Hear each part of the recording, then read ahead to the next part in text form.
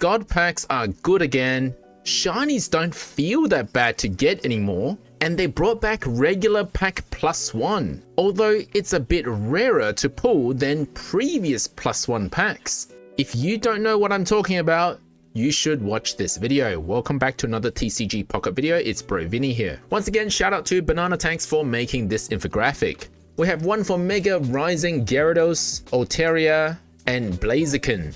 These graphics simplify the way you understand offering rates in this game. Instead of you scrolling through these hundreds of thousands of tiny little decimal places of numbers, and then having to understand the differences between 4th card and 5th card, this will tell you how likely you are to pull those cards. For example, in case this is the first time you're watching one of my videos or looking at one of these infographics, when you're opening Mega Blaziken packs, you're on average going to get one 2-star card every 39 packs or so, but it may not be the one you want. You may get Hitmonchan EX instead of May. If you're after May specifically, the 2-star art, then on average it's going to take 418 packs. So that's the difference between these two numbers. One is for the rarity, one is for a specific card.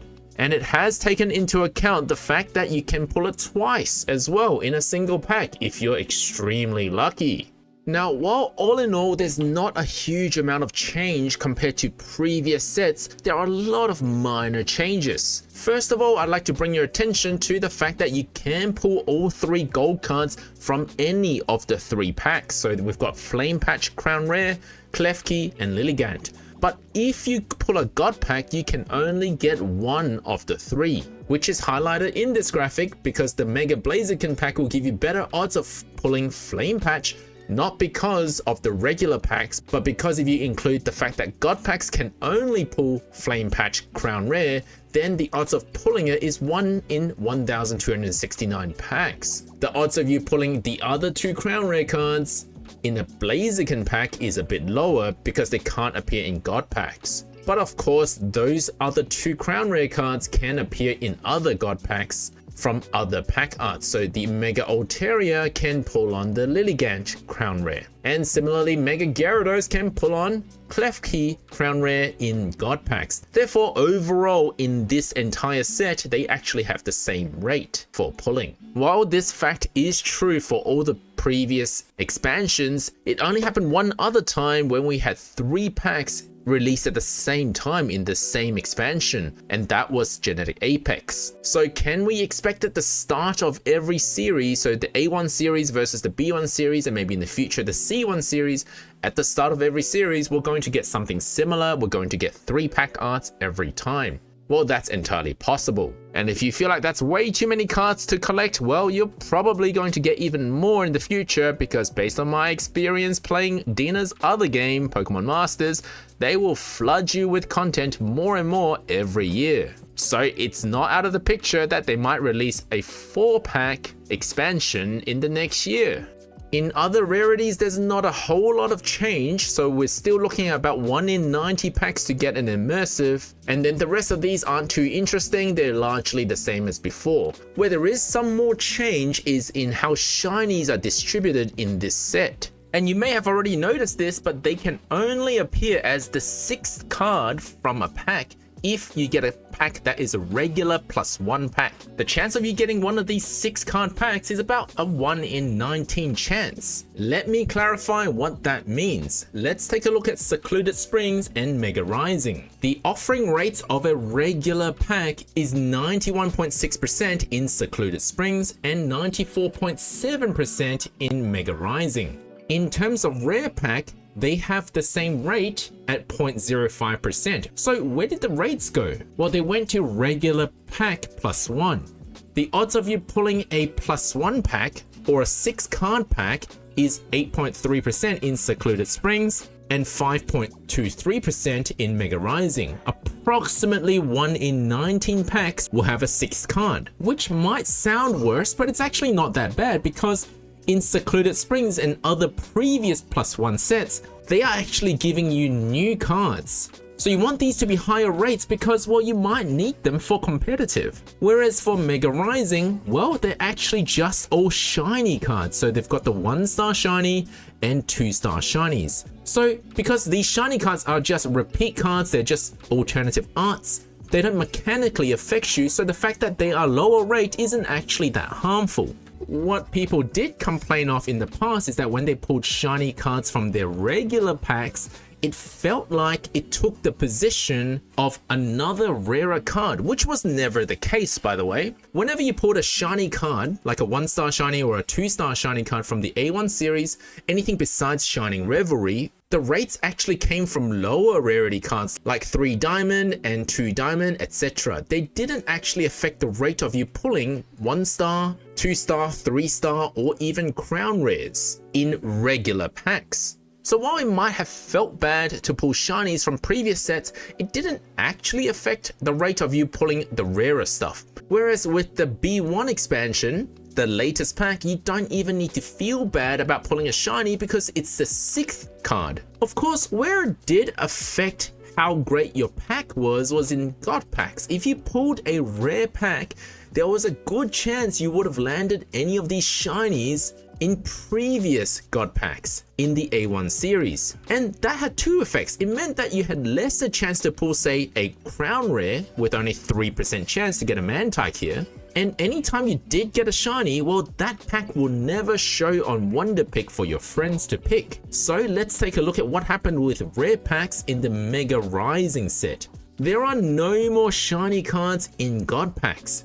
You can see both the rates have improved for you to get any of these specific card that you might be after. So at 4.7% chance for a crown rare or an immersive, that's much better than the 3% chance. And if you don't get crown rare or immersive and you only get 2-star or 1-star, well, then an additional good news is that that God pack could be shareable in Wonder Pick for your friends to pick, improving the live rate of a God pack a lot more. So in terms of pulling rare cards, shiny never really affected the rate of you getting them except via God packs. And if you do pull a God pack, it is much better now because the shiny are not crowding out your rate of getting the other stuff. So then with this much change to shiny cards and how they're obtained, what if you do like a shiny? What are your rates of pulling, say, a shiny Tapu Koko EX? Is that better or worse than previous sets? Well then, this is where offering rates on these infographics is crucial for comparison.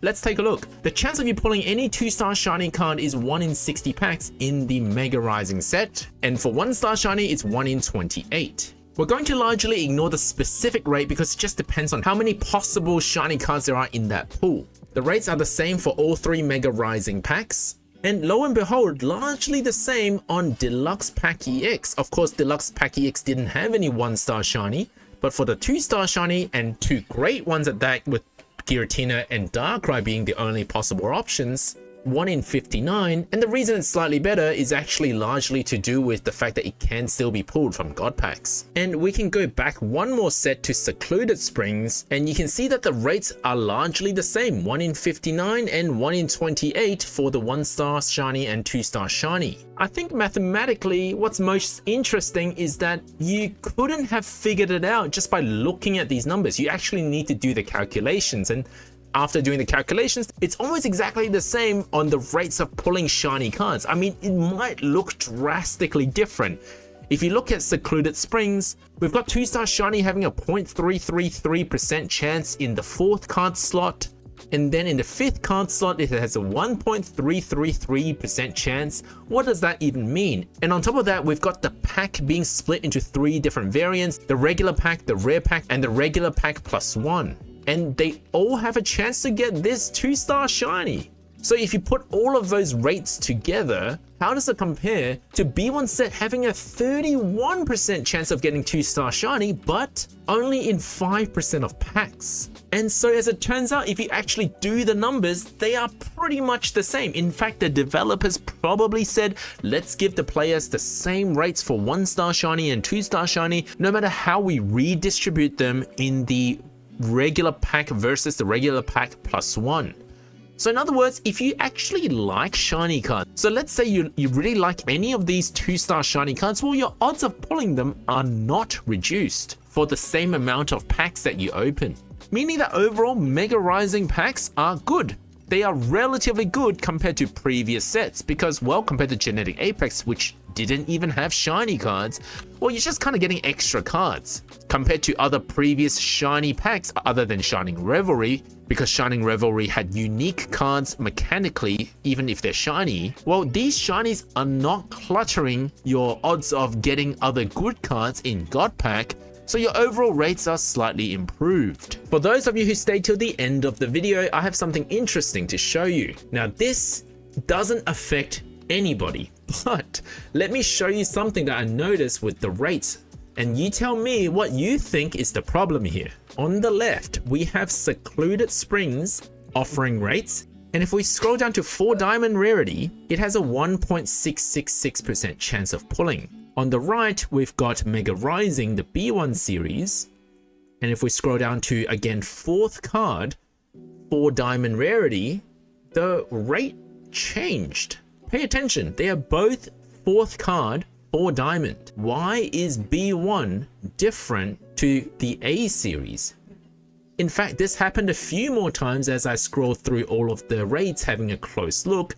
Look at the 5th card 3-star rarity. There's a 0.888% chance of pulling, and then Mega Rising has 0.889% chance of pulling.